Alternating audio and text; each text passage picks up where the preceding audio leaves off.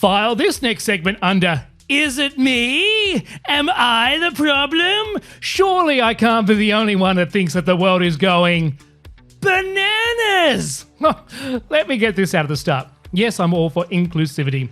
Yes, I'm all for equality. But the lengths that some are going to, and I usually use this term, achieve this, and the reasoning behind their push to do so really does need to be questioned. This week we've seen scientists call out for the terms male and female to be replaced as part of a crackdown of harmful terminology in science. What? Male and female is harmful terminology? One does protest too much, one thinks. Instead, the suggestion is for male and female to be replaced with sperm-producing and egg-producing or XYXX individual to be used to avoid reinforcing societally imposed ideas of sex binary. It's just getting too hard. But thanks for the content for the show that we can giggle at. According to the article that has been, well, this article has been published on many news websites across the internet, all with, comment sections going, why? According to the article, even the terms mother and father and fitness are in the firing line. Well, mother and father have been in the firing line for some time, but fitness too? Why? Well, let's let the article explain that. It reads, some members of the Ecology and Evolutionary Biology, the EEB language project, founded by scientists in the US and Canada, wrote that, and I quote, much of Western science is rooted in colonialism, white supremacy, and patriarchy. Oh, for F's sake. Which continue to permeate our scientific culture. Yep. Colonialism, white supremacy, and patriarchy is being blamed and is the cause of continued permeation of the scientific culture. Science is now being run by feeling over fact, further stating that to address this history, harmful scientific terms should be identified and revised to foster inclusion. The article continues, it comes amid a broader push for language to be changed to be less offensive, with doctors last summer claiming the term morbidly obese to be ditched. Look, I understand morbidly obese is not a glamorous term, but unlike the morbidly obese lifestyle, one should not have to sugarcoat everything to explain that it's problematic. See what I did there? Clever. That's why I get paid the big bucks on community radio. The idea behind all this is to champion inclusive language in science and to readdress the ongoing marginalization of many groups. And as part of this, they have listed the top 24 harmful terms used in science that may be harmful or offensive, and they've also included suggestions for replacement terms. Now, on top of male and female, the words mother and father are being criticised for perpetuating a non-universal view of the parenting and birthing process. Damn, this is just tough to read. Instead of mother and father, they're suggesting parent, okay, I can be on board with that, or egg donor and sperm donor instead. This is ridiculous. Way to take away and minimize the lived experience and the joyful experience of being a mum and a dad, a mother or a father. How degrading would it be if your children started introducing you to their friends as, this is my egg donor and this is my sperm donor, when addressing you as your as their parents? This is problematic because, especially from a very, very young child, if they were to introduce their dad as the sperm donor, think about it. This is my sperm donor. What? No. It's your dad. It's your father. Sperm donor, or donating sperm to a child has got problematic connotations, if you get the drift I'm going down. Other problematic language and harmful terms listed include survival of the fittest.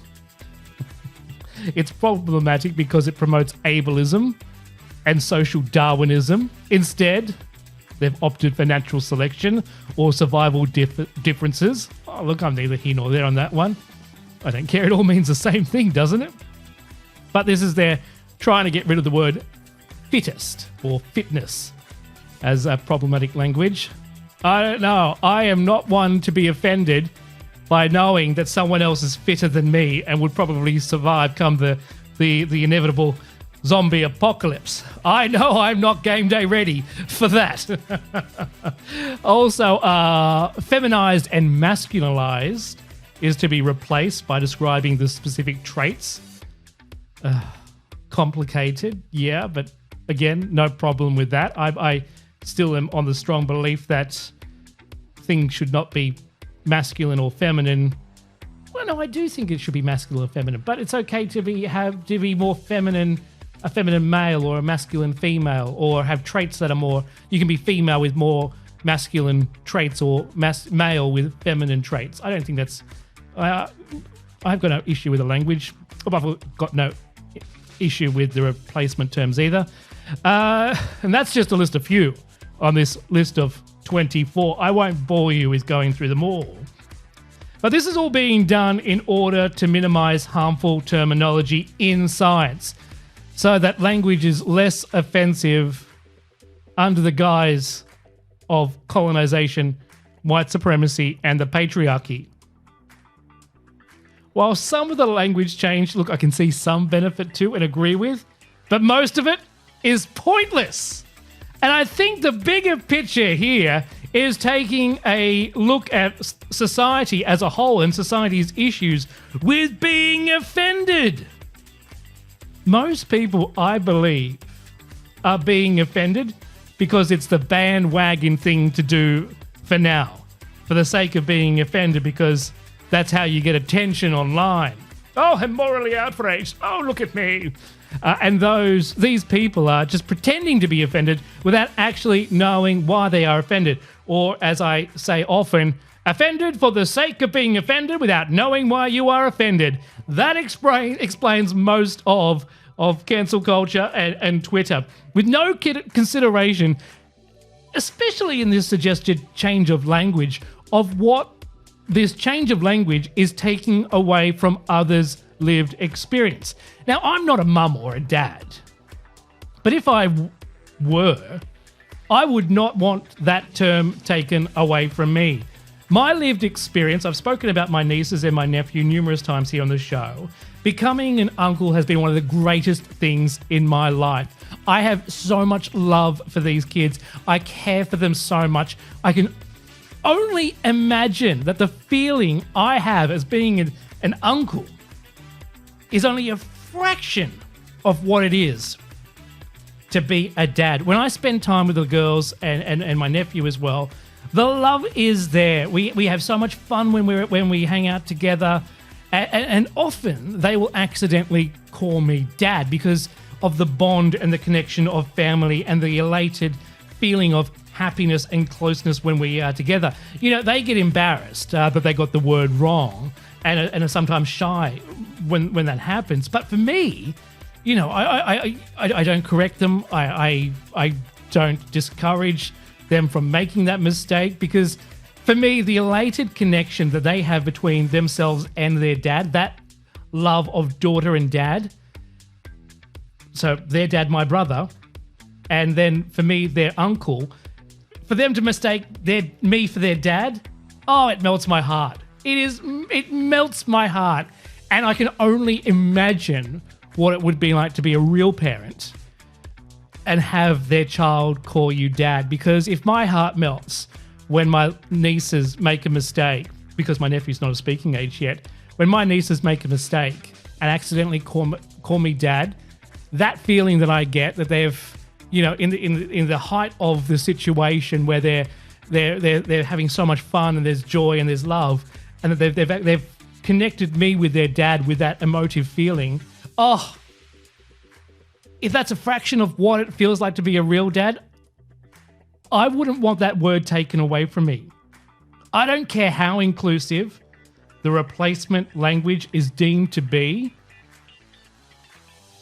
but to change the word dad to sperm donor and mum to egg donor, how grotesque. Reducing an emotive word of love to a role. Sperm donor. It's just disgusting. I wouldn't want kids saying that. I know this is talking about science and the scientific community and replacing words in the scientific community, but these things, you know, flow on. It's like we're seeing a whole wave of this, diminishing the role of what it is to be a woman and a female. You know, birth giver, breastfeeder, or chest feeder instead of breastfeeder, breastfeeding. We're seeing a change in language that is taking away emotive, connective words into just words that is a role. What is wrong with the world? I hope that I know it's going to get support, but on this show, no support. No support whatsoever based on my lived experience and what I consider to be right for the greater good. Hashtag this as rent over. The Troy Murphy Show.